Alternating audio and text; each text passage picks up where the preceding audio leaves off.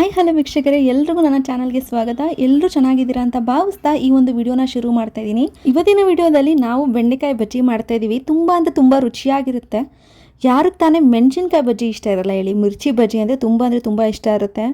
ಆದರೆ ಅದನ್ನು ತಿಂದರೆ ತುಂಬ ಅಸಿಡಿಟಿ, ಯಾಕಂದರೆ ಅದರಲ್ಲಿ ಅಷ್ಟು ಖಾರ ಇರುತ್ತೆ. ಪದೇ ತಿನ್ಬೇಕು ಅಂದ್ಕೊಂಡ್ರು ಅಸಿಡಿಟಿ ಖಾರ ಇರೋದ್ರಿಂದ ಆರೋಗ್ಯಕ್ಕೆ ತುಂಬಾ ಸಮಸ್ಯೆ ಆಗುತ್ತೆ.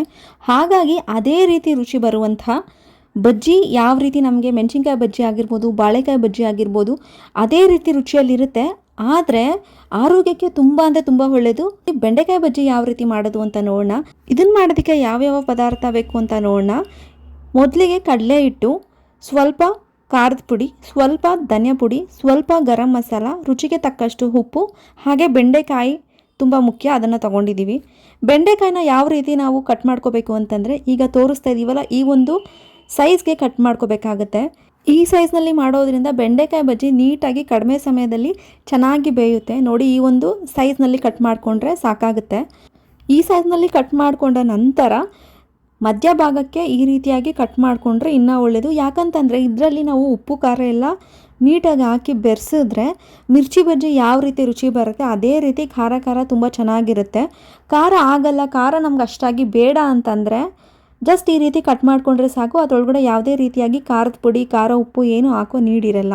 ಯಾರಿಗೆ ಖಾರ ಬೇಕು ಅಂತ ಅನಿಸುತ್ತೆ ಅವರು ಸ್ವಲ್ಪ ಉಪ್ಪು, ಖಾರ, ಗರಂ ಮಸಾಲನ ಮಿಕ್ಸ್ ಮಾಡಿ ಆ ಒಂದು ಏನು ಕಟ್ ಮಾಡಿ ಇಟ್ಕೊಂಡಿರ್ತೀವಿ ಅದರೊಳಗಡೆ ಹಾಕ್ಕೊಂಡ್ರೆ ರುಚಿ ನಿಮಗೆ ಮಿರ್ಚಿ ಬಜ್ಜಿ ರೀತಿ ಬರುತ್ತೆ.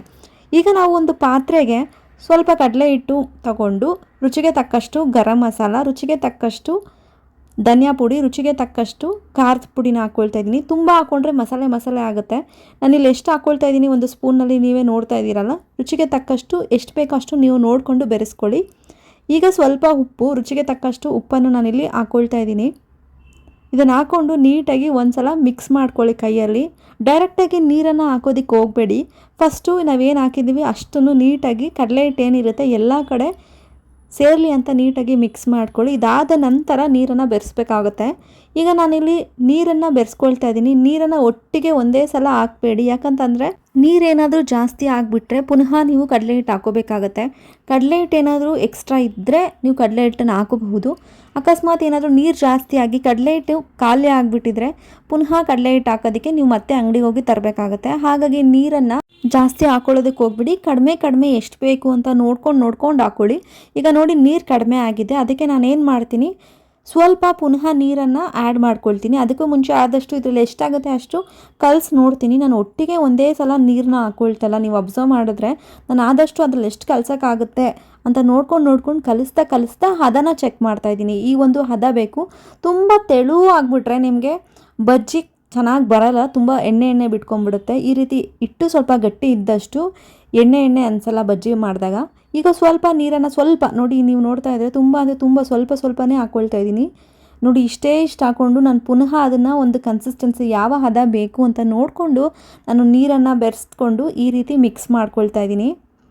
ನೀಟಾಗಿ ಯಾವ ರೀತಿ ಕಲಿಸ್ತೀರಾ, ಮಿಕ್ಸ್ ಮಾಡ್ತೀರಾ ಅನ್ನೋದ್ರ ಮೇಲ್ಗಡೆ ನಿಮಗೆ ಬಜ್ಜಿ ತುಂಬ ಚೆನ್ನಾಗಿ ಬರುತ್ತೆ. ನೋಡಿ, ಈ ಒಂದು ಹದ ಇರಬೇಕು. ಇದಕ್ಕಿಂತ ಗಟ್ಟಿನೂ ಬೇಡ, ಇದಕ್ಕಿಂತ ತುಂಬ ತೆಳ ಬೇಡ. ತುಂಬ ತೆಳ ಆದರೆ ಬಜ್ಜಿ ಮಾಡಿ ಎತ್ತಿದಾಗ ತುಂಬ ಎಣ್ಣೆ ಅನಿಸ್ಬಿಡುತ್ತೆ. ನೀವು ಒಂದೊಂದು ಸತಿ ನೋಡಿದ್ರೆ ಬಜ್ಜಿ ಎಲ್ಲ ಎಣ್ಣೆ ಆಗಿರುತ್ತಲ್ಲ, ಅದಕ್ಕೆ ಅದೇ ಕಾರಣ. ಈಗ ನಾನು ಬಜ್ಜಿ ಮಾಡ್ಕೊಳ್ಳೋದಕ್ಕೆ ಒಂದು ಪಾತ್ರೆ ಇಟ್ಟು ಅದರಲ್ಲಿ ಎಣ್ಣೆ ಹಾಕ್ಕೊಳ್ತಾ ಇದ್ದೀನಿ. ನಾವೇನು ಕಲಸಿಟ್ಕೊಂಡಿದ್ವಿ ಕಡಲೆ ಹಿಟ್ಟನ್ನ, ಇದಕ್ಕೆ ಕಟ್ ಮಾಡಿಟ್ಕೊಂಡಿರುವ ಬೆಂಡೆಕಾಯಿನ ಈ ರೀತಿಯಾಗಿ ಹಾಕ್ಕೊಳ್ತಾ ಇದ್ದೀನಿ. ನಾವು ಫಸ್ಟ್ ರೌಂಡ್ಗೆ ಎಷ್ಟು ಬಿಡ್ತೀವಿ ಅಷ್ಟು ಮಾತ್ರ ನಾನಿಲ್ಲಿ ಹಾಕ್ಕೊಳ್ತಾ ಇದ್ದೀನಿ. ಈಗ ಈ ಒಂದು ಸೈಜ್ನಲ್ಲಿ ಕಟ್ ಮಾಡಿಟ್ಕೊಂಡಿರುವ ಬೆಂಡೆಕಾಯಿನೆಲ್ಲ ಇದಕ್ಕೆ ಹಾಕ್ಕೊಂಡು ಒಂದೊಂದೇ ನೀಟಾಗಿ ಕಲಿಸ್ಕೊಂಡು ನಾನಿವಾಗ ಎಣ್ಣೆ ಕಾದ ನಂತರ ಬಿಡ್ತಾ ಇದ್ದೀನಿ. ಎಣ್ಣೆ ಕಾದ ನಂತರ ನೀವು ಬಿಟ್ಟರೆ ತುಂಬ ಚೆನ್ನಾಗಿರುತ್ತೆ. ಇನ್ನೂ ಎಣ್ಣೆ ಕಾದಿಲ್ಲ ಅಂತಂದರೆ ನೀವು ಬಿಡೋದಕ್ಕೆ ಹೋಗಬೇಡಿ. ಒಂದೊಂದೇ ಈ ರೀತಿ ಬಿಡ್ತಾ ಬನ್ನಿ. ನೀಟಾಗಿ ಬೆಂಡೆಕಾಯಿ ಏನು ಹಾಕ್ತಾಯಿದ್ದೀವಿ ಅದರ ಸುತ್ತ ಕೋಟಿಂಗ್ ನೀಟಾಗಿ ಕಡಲೆ ಹಿಟ್ಟು ಹಿಡ್ದಿರಬೇಕು. ಎಲ್ಲೂ ಖಾಲಿ ಇರಬಾರ್ದು.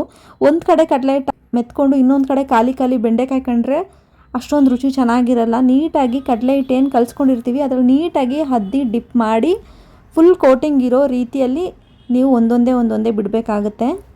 ನೋಡಿ, ಈ ರೀತಿ ನಾನು ಒಂದೊಂದೇ ಇವಾಗ ಎಣ್ಣೆ ಬಿಡ್ತಾ ಇದ್ದೀನಿ. ಎಣ್ಣೆಲಿ ಬಿಡೋವಾಗ ಹುಷಾರು, ನೀಟಾಗಿ ಕೈ ನೋಡ್ಕೊಂಡು ಬಿಡಿ, ಯಾಕಂತಂದರೆ ಎಣ್ಣೆ ಸಿಡಿಯುತ್ತೆ. ಹಾಗಾಗಿ ಬಿಡೋವಾಗ ಸ್ವಲ್ಪ ನೀಟಾಗಿ ಹುಷಾರಾಗಿ ಬಿಡಿ. ಈಗ ಇದು ಸೆಕೆಂಡ್ ರೌಂಡ್ಗೆ ನೆಕ್ಸ್ಟ್ ಬೆಂಡೆಕಾಯಿನ ಎಲ್ಲ ಹಾಕ್ಕೊಂಡಿದ್ದೀನಿ ಒಂದು ಸೈಡ್ಗೆ. ಈಗ ಇದನ್ನು ನೀಟಾಗಿ ಬೇಯಿಸ್ಕೋಬೇಕು. ತುಂಬ ಜೋರು ಉರಿ ಇಟ್ಟರೆ ಮೇಲ್ಗಡೆ ಬೆಂದಂಗೆ ಅನಿಸುತ್ತೆ, ಒಳಗಡೆ ಬೆಂಡೆಕಾಯಿ ಹಾಗಾಗೇ ಇರುತ್ತೆ. ಹಾಗಾಗಿ ತುಂಬ ಜೋರು ಉರಿನ ಇಡೋದಕ್ಕೆ ಹೋಗಬೇಡಿ. ಯಾವಾಗಲೂ ಮೀಡಿಯಮ್ ಫ್ಲೇಮಲ್ಲಿ ಇದ್ದರೆ ಸಾಕು. ತುಂಬ ಲೋ ಫ್ಲೇಮ್ ಇಟ್ಟರೆ ಏನಾಗ್ಬಿಡುತ್ತೆ ಅಂದರೆ ತುಂಬ ಸಮಯ ಬೇಕಾಗುತ್ತೆ, ಆಗ ತುಂಬ ಗಟ್ಟಿ ಆಗಿಬಿಡುತ್ತೆ. ಆ ಕ್ರಂಚಿನೆಸ್ಸು ಸಾಫ್ಟ್ನೆಸ್ ಇರಲ್ಲ, ತುಂಬ ಗಟ್ಟಿ ಅನಿಸ್ಬಿಡುತ್ತೆ. ಹಾಗಾಗಿ ತುಂಬ ಲೋ ಫ್ಲೇಮಲ್ಲೂ ಇಡಬೇಡಿ ಆ್ಯಂಡ್ ತುಂಬ ಜಾಸ್ತಿ ಫ್ಲೇಮಲ್ಲೂ ಇಟ್ಟರು ಅಷ್ಟೇ ಮೇಲ್ಗಡೆ ಬೇಗ ಬೆಂದಿರೋ ಥರ ಅಂದು ಸೀದೋದಂಗೆ ಆಗಿಬಿಡುತ್ತೆ. ಆ್ಯಂಡ್ ಒಳಗಡೆ ಇಟ್ಟಿಟ್ಟು ಹಾಗೇ ಇರುತ್ತೆ, ಬೆಂಡೆಕಾಯು ಸಹ ಬೆಂದಿರಲ್ಲ. ಮೀಡಿಯಮ್ ಫ್ಲೇಮ್ ಇಡಬೇಕಾಗುತ್ತೆ ನೀವು. ಮೀಡಿಯಮ್ ಫ್ಲೇಮಲ್ಲಿಟ್ಟು ಈ ರೀತಿಯಾಗಿ ನೀಟಾಗಿ ಬೇಯಿಸ್ಕೊಳ್ಳಿ. ಆ ಕಡೆಯಿಂದ ಈ ಕಡೆ ಉಲ್ಟಾ ಮಾಡ್ತಾಯಿರಿ, ಯಾಕಂದರೆ ಮೇಲ್ಗಡೆ ಬೆಂದಿರುತ್ತೆ ಮತ್ತು ಪುನಃ ಕೆಳಗಡೆಗೆ ಉಲ್ಟಾ ಮಾಡ್ತಾಯಿರಿ ಈ ರೀತಿಯಾಗಿ. ಆವಾಗ ಎಲ್ಲ ಕಡೆ ನೀಟಾಗಿ ಇವನ್ನಾಗಿ ಬೆಂದಿರುತ್ತೆ. ತುಂಬ ಅಂದರೆ ತುಂಬ ಚೆನ್ನಾಗಿರುತ್ತೆ. ನಾನು ಹೇಳ್ದಾಗೆ ಮೆಣಸಿನ್ಕಾಯಿ ಬಜ್ಜಿ ಯಾರಿಗೆ ತುಂಬ ಇಷ್ಟ, ಸಾಮಾನ್ಯವಾಗಿ ಪದೇ ತಿನ್ನಬೇಕು ಅನಿಸಿದ್ರೆ ತಿನ್ನೋದಕ್ಕಾಗಲ್ಲ, ಯಾಕಂದರೆ ಅದು ಹೀಟ್ ಅಸಿಡಿಟಿ ತುಂಬ ಜಾಸ್ತಿ ಮಾಡಿಬಿಡುತ್ತೆ. ಆರೋಗ್ಯದ ಸಮಸ್ಯೆಯಿಂದ ನೋಡೋದಾದರೆ ದಿನನಿತ್ಯ ತಿನ್ನೋದಕ್ಕಾಗಲ್ಲ. ಹಾಗಾಗಿ ಬೆಂಡೆಕಾಯಿ ಬಜ್ಜಿನ ಮಾಡಿಕೊಂಡ್ರೆ ಆರೋಗ್ಯಕ್ಕೆ ತುಂಬ ಅಂದರೆ ತುಂಬ ಬೆನಿಫಿಟ್ಸ್ ಇದೆ ಇದರಿಂದ. ಇದರಲ್ಲಿ ನಾರಿನಂಶ ತುಂಬ ಅಂದರೆ ತುಂಬ ಜಾಸ್ತಿ ಇದೆ, ಅಂದರೆ ಫೈಬರ್ ಅಂಶ ತುಂಬ ಅಂದರೆ ತುಂಬ ಜಾಸ್ತಿ ಇದೆ. ಹಾಗಾಗಿ ಜೀರ್ಣಕ್ರಿಯೆಗೆ, ಡೈಜೆಷನ್ಗೆ ಬೆಂಡೆಕಾಯಿ ತುಂಬ ಅಂದರೆ ತುಂಬ ಹೆಲ್ಪ್ ಮಾಡುತ್ತೆ. ನೋಡಿ, ಇವಾಗ ಇದೊಂದು ಗೋಲ್ಡನ್ ಕಲರ್ ಬರ್ತಾ ಇದೆ. ಗೋಲ್ಡನ್ ಕಲರ್ ಈ ಒಂದು ಬಣ್ಣ ಬಂದರೆ ಸಾಕು ಇದು ಆಗಿದೆ ಅಂತ. ಈಗ ಇದನ್ನು ನೀಟಾಗಿ ನಾನು ಇವಾಗ ತೆಗೆದು ಒಂದು ಪ್ಲೇಟ್ಗೆ ಹಾಕ್ಕೊಳ್ತೀನಿ. ತೆಗಿಯೋವಾಗ ನೀಟಾಗಿ ಹುಷಾರಾಗಿ ತೆಗಿಬೇಕು. ಜಾಸ್ತಿ ಎಣ್ಣೆ ಅಂಶ ಏನೇನಿರುತ್ತೆ ಎಣ್ಣೆ ಎಲ್ಲ ನೀಟಾಗಿ ಕೆಳಗೆ ಹೋದ್ಮೇಲೆ ನಾನು ಒಂದು ಪ್ಲೇಟ್ಗೆ ಈಗ ಹಾಕ್ಕೊಳ್ತಾ ಇದ್ದೀನಿ. ನೋಡೋದಕ್ಕಂತೂ ಇಷ್ಟು ಚೆನ್ನಾಗಿದೆ, ತಿನ್ನೋದಕ್ಕೂ ಅಷ್ಟೇ ಚೆನ್ನಾಗಿರುತ್ತೆ. ನೀವು ಕೂಡ ಮನೇಲಿ ಇದನ್ನು ಟ್ರೈ ಮಾಡಿ ಹೇಗೆ ಬಂತು ಅಂತ ಹೇಳಿ. ಈಗ ನಾನು ಸೆಕೆಂಡ್ ರೌಂಡ್ಗಂತ ಬೆಂಡೆಕಾಯಿ ಏನು ಕಡಲೆ ಹಿಟ್ಟೆಲ್ಲ ಹಾಕ್ಕೊಂಡಿದ್ದೆ ಅದನ್ನೆಲ್ಲ ನೀಟಾಗಿ ಕಲಸಿ ಒಂದೊಂದೇ ಈ ರೀತಿಯಾಗಿ ಪುನಃ ನಾನು ಎಣ್ಣೆಗೆ ಬಿಟ್ಕೊಳ್ತಾ ಇದ್ದೀನಿ. ಇನ್ನೊಂದು ಏನಂತಂದರೆ ಬೆಂಡೆಕಾಯಲ್ಲಿ ಅಂಟಿನ ಅಂಶ ಇರೋದ್ರಿಂದ ತಿನ್ನೋವಾಗ ಅದು ಅಂಟಂಟು ಬರುತ್ತಾ ಅಂತ ಕ್ವಶನ್ ಇರುತ್ತೆ. ಇಲ್ಲ, ಆ ರೀತಿಯಾಗಿ ಏನು ತೀರಾ ಅಂಟಂಟೆಲ್ಲ ಏನೂ ಇಲ್ಲ. ನಾನು ಬೆಂಡೆಕಾಯಿನ ನೀಟಾಗಿ ವಾಶ್ ಮಾಡಿ ಒಂದು ಬಟನಲ್ಲಿ ಒರೆಸ್ಕೊಂಡು ಅದನ್ನು ನಾನು ಹೇಳಿದ ಸೈಜ್ಗೆ ಕಟ್ ಮಾಡಿಕೊಂಡು ಈ ರೀತಿಯಾಗಿ ಮಾಡ್ತಾಯಿದ್ದೀನಿ. ಯಾವುದೇ ರೀತಿ ತಿನ್ನೋವಾಗ ತುಂಬ ಅಂಟಂಟು ಬರೋದಾಗಲಿ ಆ ರೀತಿ ಎಲ್ಲ ಏನೂ ಆಗೋದಿಲ್ಲ. ತುಂಬ ಅಂದರೆ ತುಂಬ ಚೆನ್ನಾಗಿರುತ್ತೆ. ಬೆಂಡೆಕಾಯಿನ ನಾನು ಹೇಳಿದ ರೀತಿ ಕಟ್ ಮಾಡಿ ಸೆಂಟರಲ್ಲಿ ಅದ್ರ ಒಳಗಡೆ ಉಪ್ಪು ಖಾರ ಹಾಕಿದ್ರೆ ಇನ್ನೂ ಸ್ಪೈಸಿಯಾಗಿ ಚೆನ್ನಾಗಿರುತ್ತೆ. ಬಟ್ ಅಸಿಡಿಟಿ ಇದ್ದವರು ಆ ರೀತಿ ಮಾಡೋದಕ್ಕೆ ಹೋಗಬೇಡಿ. ನಾನು ಉಪ್ಪು ಖಾರ ಹಾಕ್ತೆ ಸೆಂಟರಲ್ಲಿ, ಅದೇ ರೀತಿ ಮಾಡಿದ್ದೀನಿ. ತುಂಬ ಅಂದರೆ ತುಂಬ ರುಚಿಯಾಗಿರುತ್ತೆ. ಇದು ಇಮ್ಯುನಿಟಿನ ಬೂಸ್ಟ್ ಮಾಡುತ್ತೆ, ಹಾಗೆ ವೆಯ್ಟ್ ಲಾಸ್ಗೂ ಒಳ್ಳೆಯದು. ಶುಗರ್ ಎಲ್ಲ ಇರೋರಿಗೆ ಕಂಟ್ರೋಲ್ ಮಾಡುತ್ತೆ ಬೆಂಡೆಕಾಯಿ. ಈಗ ಬೆಂಡೆಕಾಯಿ ಬಜ್ಜಿ ರೆಡಿ ಆಗಿದೆ. ನಾನು ಒಂದು ತಗೊಂಡು ಸೆಂಟ್ರಲ್ಲಿ ಈ ರೀತಿ ಕಟ್ ಮಾಡಿ ತೋರಿಸ್ತಾ ಇದ್ದೀನಿ, ನೋಡಿ ಯಾವ ರೀತಿ ಬಂದಿದೆ ಅಂತ. ತುಂಬ ಅಂದರೆ ತುಂಬ ಚೆನ್ನಾಗಿ ಬಂದಿದೆ. ಯಾವುದೇ ರೀತಿಯಾಗಿ ತುಂಬ ಅಂಟಂಟು ಏನೂ ಬರ್ತಾ ಇಲ್ಲ ಆ್ಯಂಡ್ ಎಣ್ಣೆನೂ ಅಷ್ಟೊಂದು ಏನು ಹಿಡ್ಕೊಂಡಿಲ್ಲ. ಇನ್ನೊಂದು ಬೆಂಡೆಕಾಯಿ ತಿಂದರೆ ನೆನಪಿನ ಶಕ್ತಿ ತುಂಬ ಅಂದರೆ ತುಂಬ ಇರುತ್ತೆ ಅಂತ ಹೇಳ್ತಾರೆ, ಎಷ್ಟು ಸತ್ಯ ಗೊತ್ತಿಲ್ಲ. ನೀವು ಅಷ್ಟೇ ಬೆಂಡೆಕಾಯಿ ಬಜ್ಜಿನ ಮಾಡ್ಕೊಂಡು ತಿಂದು ಯಾವ ರೀತಿ ಇತ್ತು ಅಂತ ಕಮೆಂಟಲ್ಲಿ ತಿಳಿಸಿ. ಹೋಪ್ ನಿಮಗೆ ಈ ಒಂದು ವಿಡಿಯೋ ಯೂಸ್ಫುಲ್ ಆಗಿರುತ್ತೆ ಅಂತ ಭಾವಿಸ್ತೀನಿ. ಆ್ಯಂಡ್ ಯಾರೆಲ್ಲ ನಮ್ಮ ಚಾನಲ್ಗೆ ಇನ್ನೂ ಸಬ್ಸ್ಕ್ರೈಬ್ ಆಗಿಲ್ಲ ಅಂತಂದರೆ ಸಬ್ಸ್ಕ್ರೈಬ್ ಆಗಿ, ಯಾವುದೇ ಒಂದು ವಿಡಿಯೋ ಅಪ್ಲೋಡ್ ಮಾಡಿದಾಗ ನಿಮಗೆ ನೋಟಿಫಿಕೇಷನ್ ಬರುತ್ತೆ. ಮತ್ತೊಮ್ಮೆ ಥ್ಯಾಂಕ್ ಯು ಸೋ ಮಚ್. ಧನ್ಯವಾದಗಳು ವೀಕ್ಷಕರೇ.